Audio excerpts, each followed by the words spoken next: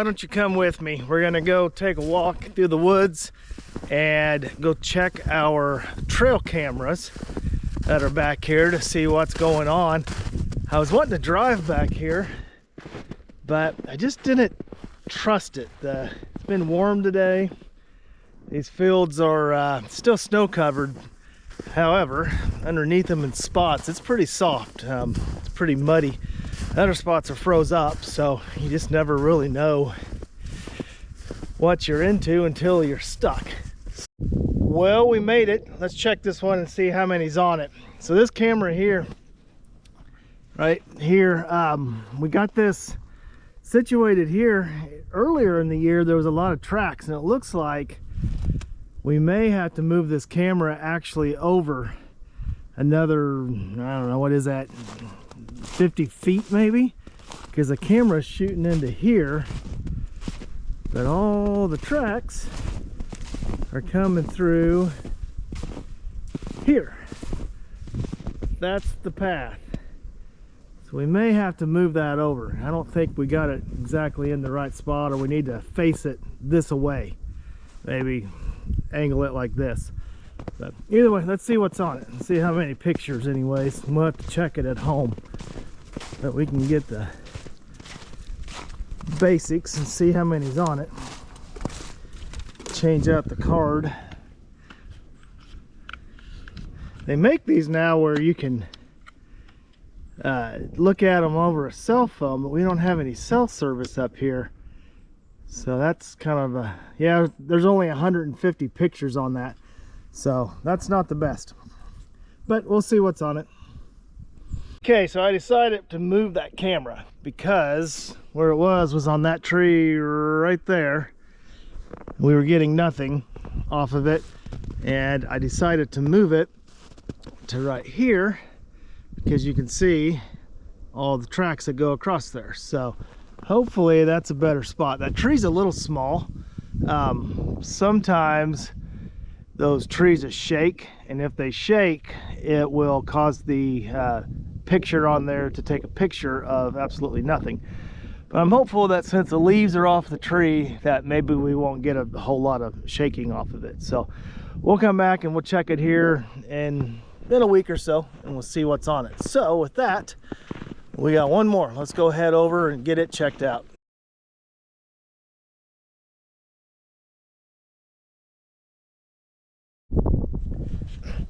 Well, we made it to the last one. I'm not very hopeful on this one either, because there's not, other than my tracks coming in, there's not many tracks in here. It's kind of interesting to me how everything changes as the season progresses. Let's see how many's on here. It says, well, it says there's 312. You can hear the geese flying up there. And I can also hear a squirrel chewing on a nut back over here someplace.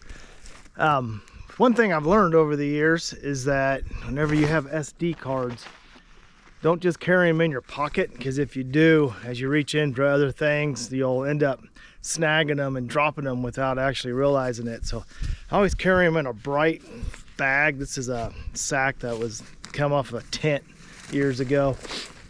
So I always put them back in here, and then I tie it off, and then I put it in my pocket. That bright bag, if I do happen to drop it, I can backtrack my steps and be able to find where I placed it at. So we got one more thing that I need to do.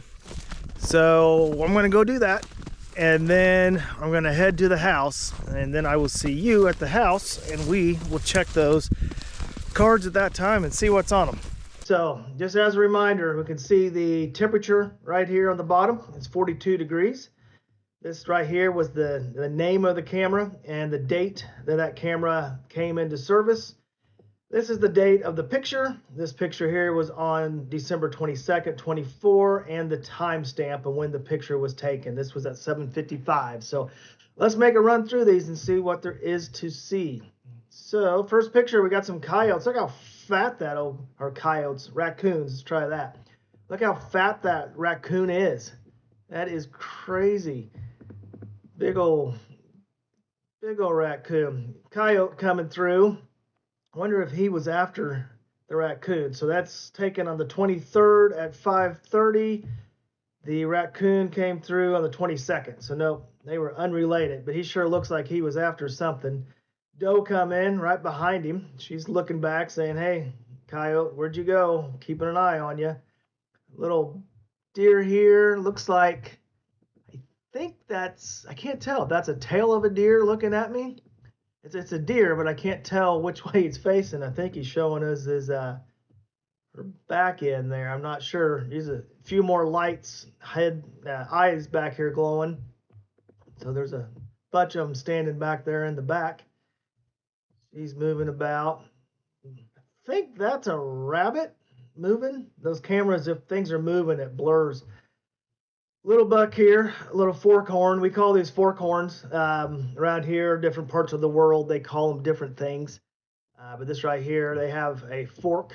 So 1, 2, a little fork. So a little forkhorn buck. So, or a 4-point, 2x2, depending on what part of the world that you're in. Let's see. Little buck there, little forkhorn again, probably the same deer. Rabbit, couple does. Coyote coming in on this side. Big old healthy coyote. Got his winter coat on. You can see how thick he is. You know, right here it's 42 degrees on Christmas Day. So that's a Christmas Day coyote. Little deer saying, hey, what's up, everybody? Checking in on you, seeing what's going on. Jumping around. Rabbit. It's good to see rabbits. We I put a lot of effort into these edges on these fields. So what we do is called edge feathering. And what it is, it's that transition between the crop field and the woods, which is back behind this. We allow those to grow up. We allow brush to sit in there. We encourage growth in that area. And what that does, it gives protections for the animals that live on the ground. So things like quail and rabbits and stuff like that, that's all on the decline, but it gives them a good space to be. So a couple rabbits, some squirrels, possum there coming through, hunting some grubs, dinner. That, I believe, is the back end of a coyote. That was on 12/29 at 9:56. Mr. Rabbit came through at 9:11. I'm sure it's a cat and mouse game all night long between the rabbit and the coyote. Little buck coming through, a red squirrel. We have a lot of red squirrels in this part of the world. Not everywhere has them, but the prairie type regions, you see a lot of red squirrels in them. They're a bigger squirrel than the gray squirrels. Red squirrels are also called fox squirrels. And you don't have those everywhere, but we have quite a few of them. There's the possum again. There's the rabbit. Deer coming through, younger deer. Big old coyote. That's a pretty one. Look at the coloration in its fur. Big old healthy looking coyote. There's a red squirrel again, a fox squirrel, whatever you call it. You can tell by those big red tails that they have. Red squirrels have always been my favorite. They're big squirrels and they're just kind of flashy. I like them.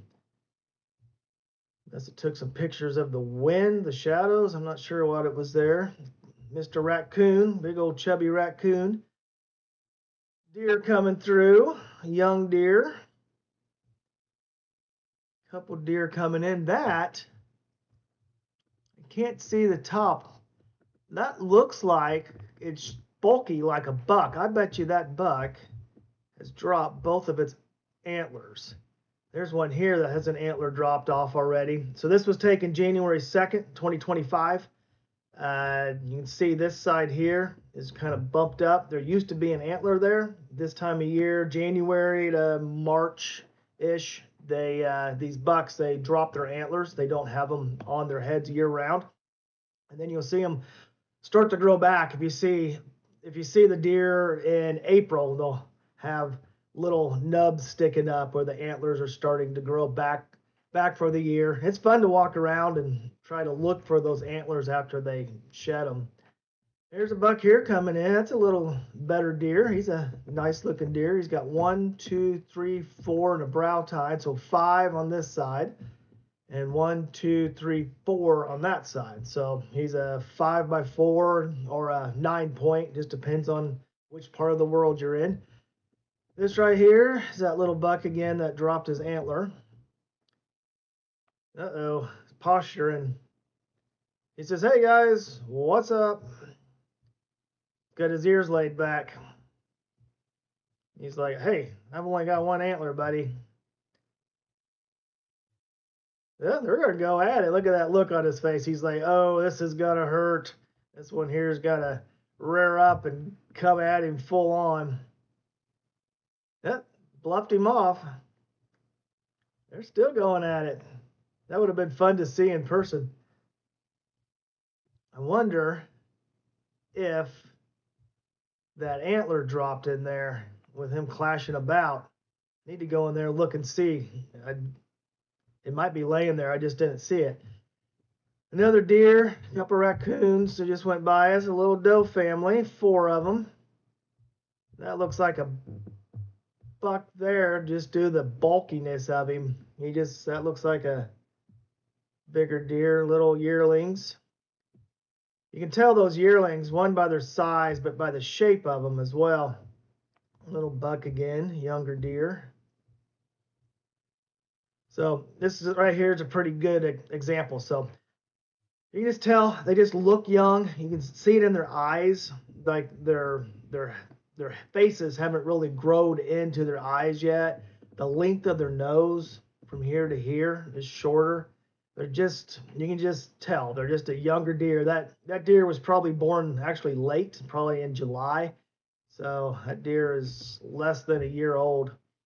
A little bit of snow on the ground and make them having to work a little harder to find their food. It is 29 degrees here. It's January the 8th at 1:49 in the afternoon. Coming through. A lot more snow come in overnight that on the 10th, so this is a couple days later. There's our squirrel friend again, Mr. Coyote, hunting his breakfast. And hey, who's that guy? There's me coming to check the camera. So, hey, thank you guys for coming along with us. It is appreciated. If you would like and subscribe this page, tells the people at YouTube that, hey, people are paying attention to this stuff and there is an interest in it, from the interest of wildlife and conservation.